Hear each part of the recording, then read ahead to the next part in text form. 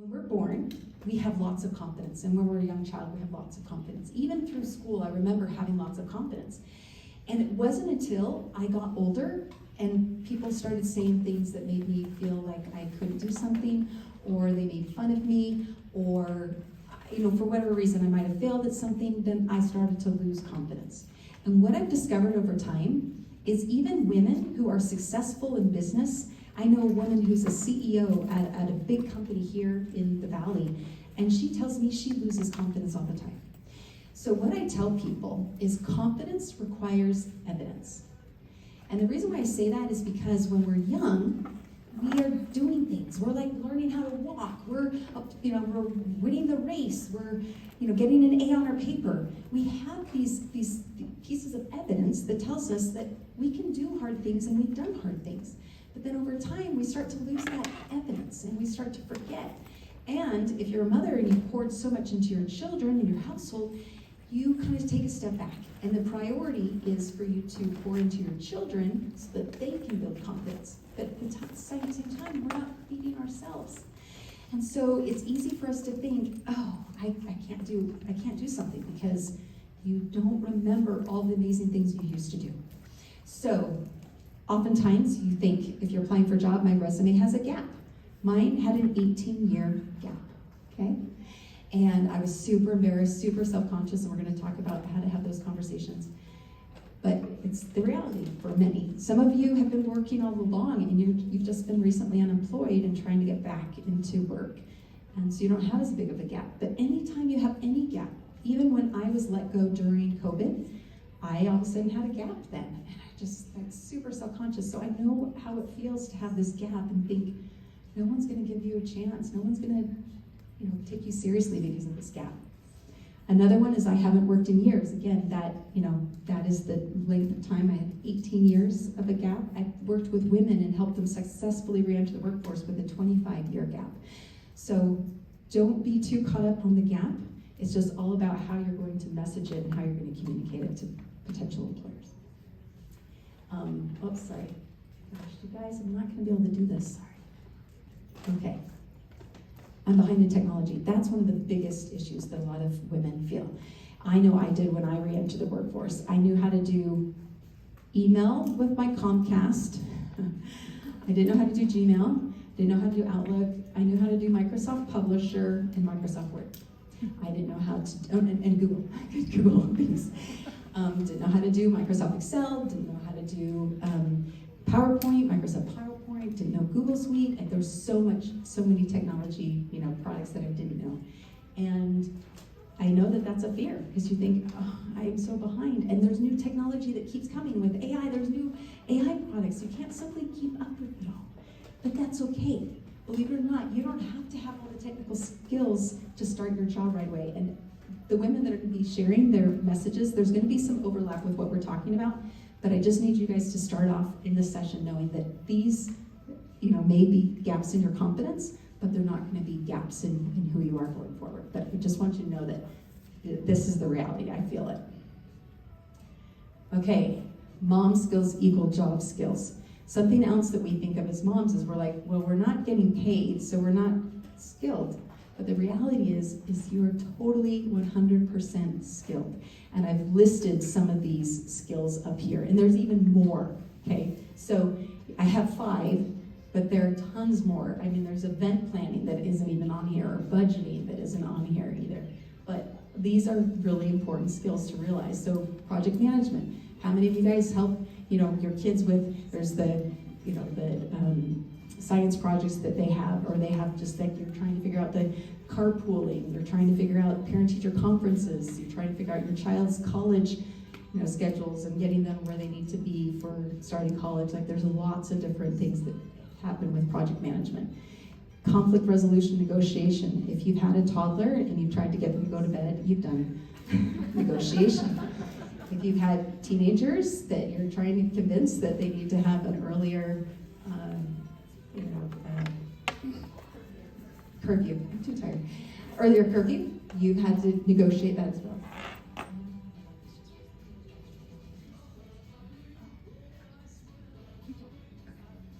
See, I didn't even know that there was a sound going on. Thank you.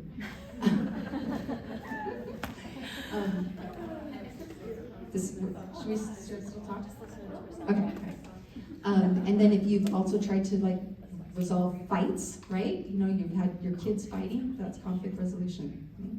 So all of these different skills that you think you don't have, you totally do. And one of the best skills that mothers have is emotional intelligence. And I was talking to a woman right now, she's the CEO of a law firm. And she was telling me that they've been hiring these college students out of college to work for them. And she says it's been so challenging because they don't know how to communicate, they don't have the emotional empathy, they don't have these skills that a lot of older people have.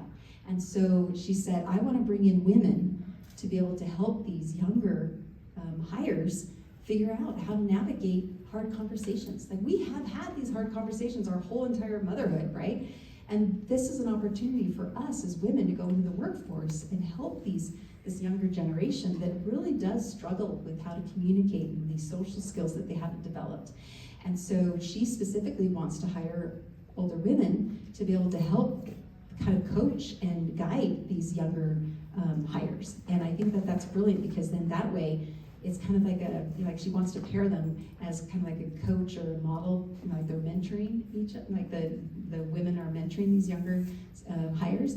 And I think it's such a beautiful thing. So if you think you don't have skills, you're completely wrong. But a lot of it is, how do you explain those skills in a job interview, right? So when I tell women about when they're returning to the workforce after a gap, what I tell them is, when you're talking about your gap, you let them bring it up, and they probably won't, but they'll probably say things like, oh, so, I noticed that you were working at this place and then you started working this, tell me what you were doing during that time when you weren't. And that's when you're confident, you go and just like, I've been dealing with my, operations for my home and helping with schedules, and I've been budgeting our family finances, and I was on the PTA, and we did a fundraiser, we raised $10,000, and we did you're gonna have that down pat. And so what you need to do is you need to think about all of those things that you've done, right? So another exercise that I tell women to do, and this is gonna be on one of the slides that you don't see quite yet, but I wanna give you guys tools to be able to help you build this confidence. And part of it is making a list, an inventory of all the things you've done, like your entire life. Like, you write down when you won the field day ribbon in 3rd grade. You write down when you got straight A's one year. You write down when you made the track team. You write down when you scored the soccer goal. Like, you write down anything that back then was an accomplishment. And you're not gonna put yourself down. You're not gonna be like, oh, but everybody gets straight A's. Or no. You're literally gonna put on this inventory everything that you've done. And you may even need to ask friends and family to help you remember. You may have to say to your sister, hey, I am trying to do this inventory. And you can blame it on the summit. You can say, I've been given a homework assignment from my conference that I went to, and I'm supposed to do this inventory. And you ask people that know you really, really well, because sometimes we forget those things, or we discount it, right? We think that somebody else has also done it or whatever, but you start from when you were young, and you go all through college, and even as you're married. If you gave birth to children, that is an accomplishment. I mean, you have to give yourself all of the credit that you deserve all along. Okay, so we good? Okay, super. Go ahead and go to this. Maybe it's not connected now.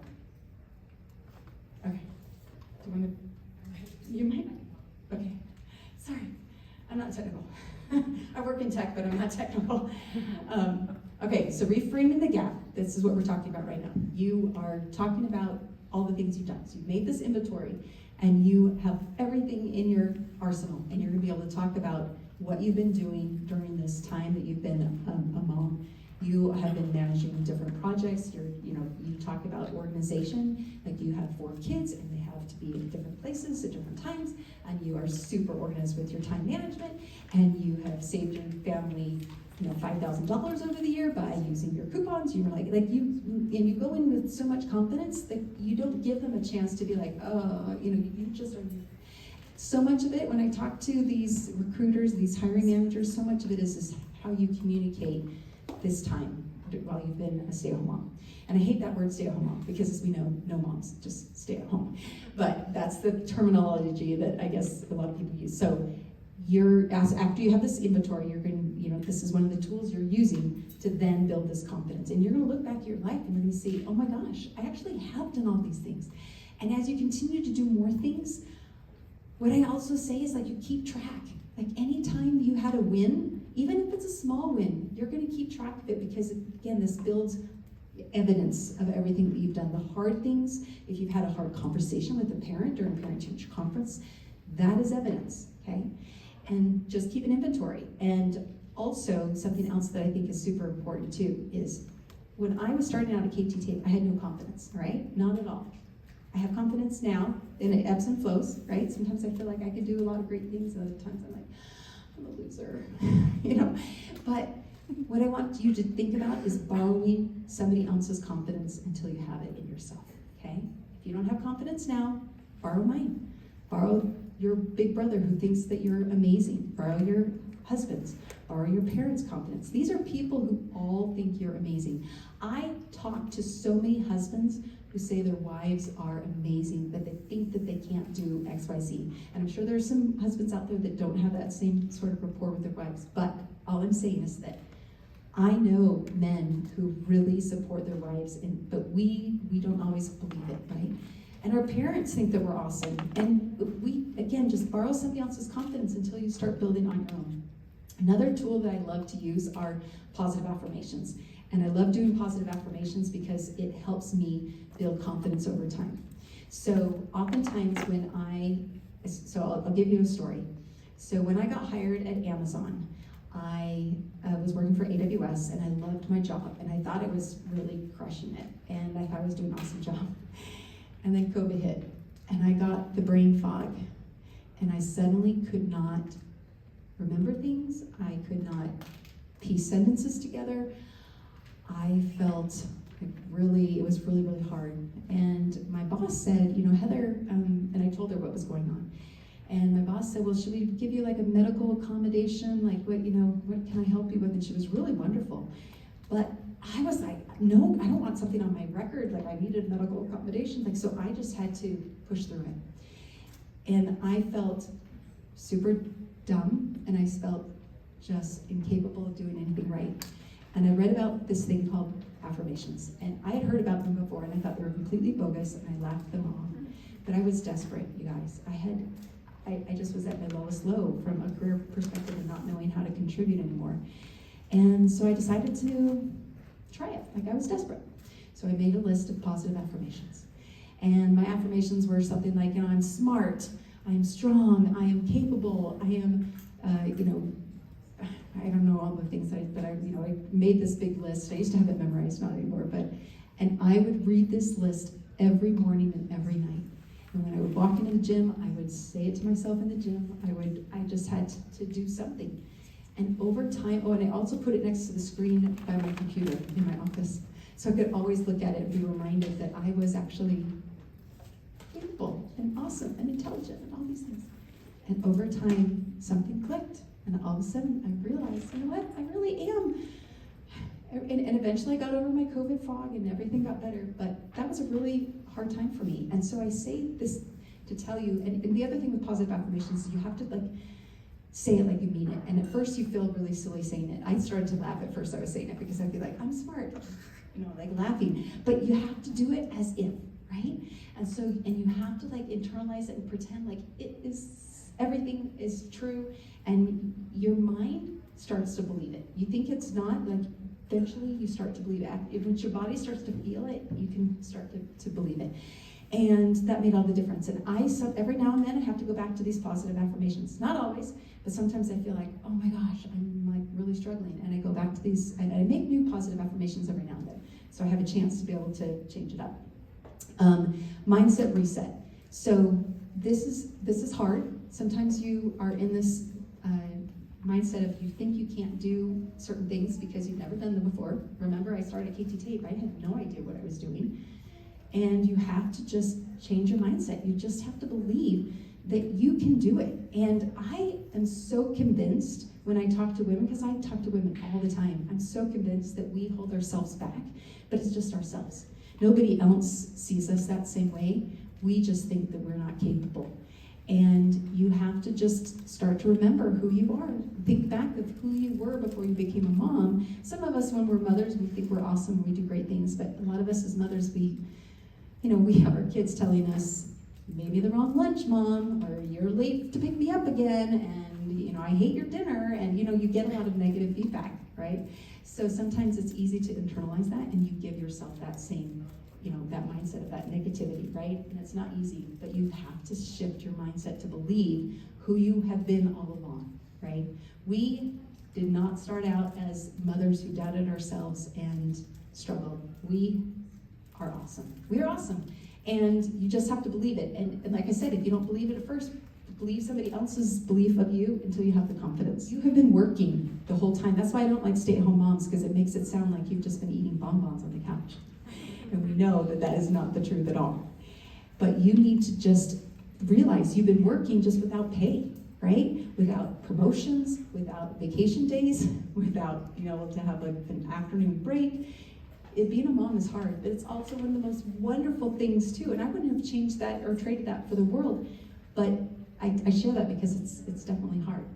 But when we think about that we've always been in the workforce, we're just having, we just had a job transfer. You're just transferred to doing important work for your children and for your household. And then when you transfer back into the workforce, you're still a working mom. You've always been a working mom. It's just that you've been an unpaid working mom for so long.